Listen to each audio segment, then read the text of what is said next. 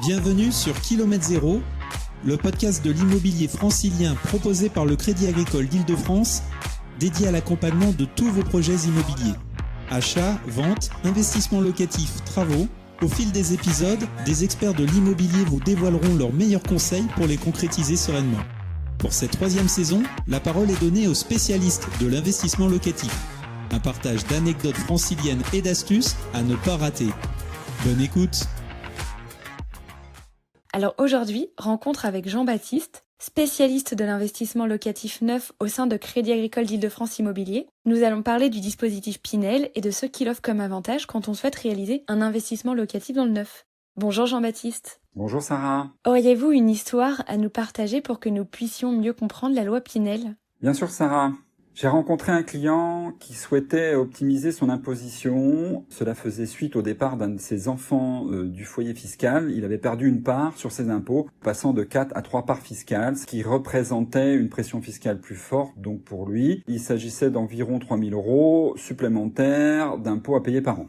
Son conseiller l'a donc orienté vers un investissement immobilier locatif pour réduire son imposition tout en se constituant un patrimoine précieux pour préparer sa retraite. L'idée lui a tout de suite plu, mais comme il ne s'y connaissait pas du tout, il avait besoin d'accompagnement et au regard de sa situation et de ses attentes, le dispositif Pinel était le plus adapté.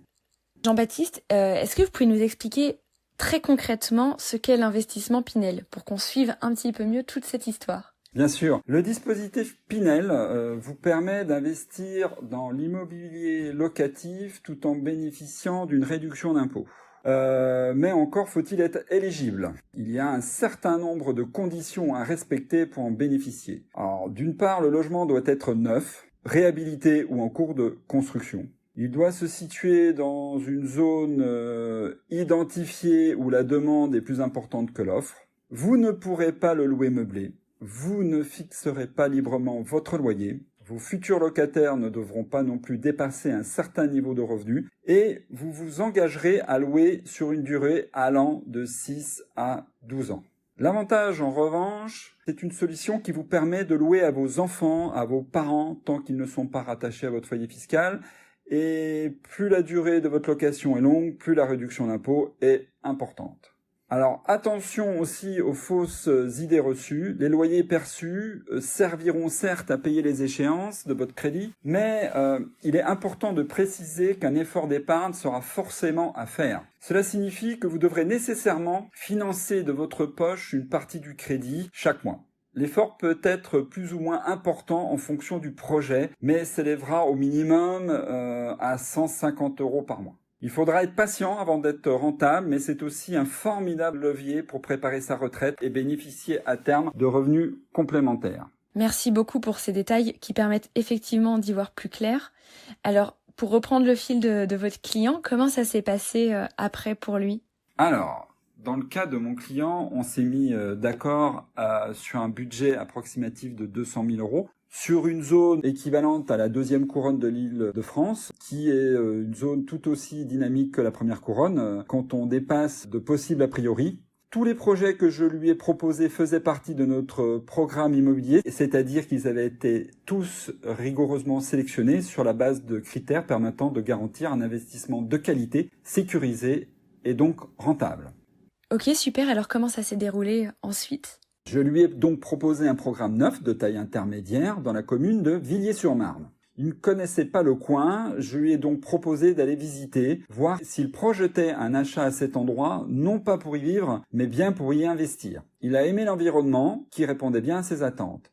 Dans le dispositif Pinel, on est sur une construction avec des délais de 1 à 2 ans, et parfois des retards. C'est important que les clients soient conscients de ces données avant d'investir. Il a validé son choix après la visite et je l'ai accompagné dans le montage de son dossier de prêt. Puis, tout au long de la construction du programme immobilier, j'ai été présent pour mon client pour répondre à ses questions, être l'interlocuteur avec le promoteur immobilier et même ensuite pour l'aider à gérer la mise en location, car nous avons un service de gestion locative pour les clients souhaitant déléguer cette partie. Merci beaucoup pour cette belle histoire. C'est top que ce client ait trouvé exactement ce qui lui convenait et qu'il ait pu être accompagné jusqu'à la location.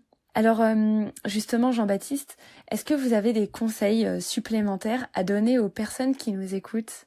Oui, important, Sarah. Ce type de projet n'est pas anodin, c'est engageant et un peu compliqué. C'est bien de se faire accompagner de spécialistes pour ne pas se tromper de programme immobilier et bénéficier d'un accompagnement à chaque étape. Cela permet aussi d'éviter les angoisses et le stress. Ensuite, la mise en location de son bien ne doit pas être un frein. Comme je l'évoquais précédemment, si les clients le souhaitent, ils peuvent nous confier la gestion locative pour se libérer de toute contrainte. Nous trouverons le locataire idéal et assurerons un suivi personnalisé.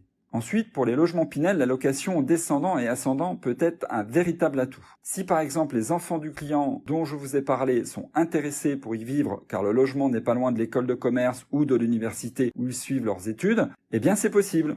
Il y a d'autres dispositifs à étudier en fonction de ses besoins aussi, le Pinel certes, mais aussi les dispositifs Malraux, monuments historiques, les meublés non professionnels avec les résidences de service type étudiant ou résidence senior. Voilà. Merci beaucoup Jean-Baptiste pour ces précieux conseils qui nous éclairent sur les options possibles. À bientôt. À bientôt. Cet épisode de Kilomètre Zéro, le podcast de l'immobilier francilien proposé par le Crédit Agricole d'Île-de-France, touche à sa fin. Si vous avez aimé, n'hésitez pas à le partager autour de vous. Vous pouvez aussi laisser 5 étoiles sur votre plateforme de podcast préférée pour permettre à d'autres de le découvrir. On se retrouve très vite pour un nouveau partage d'expériences et le plein de conseils qui va avec.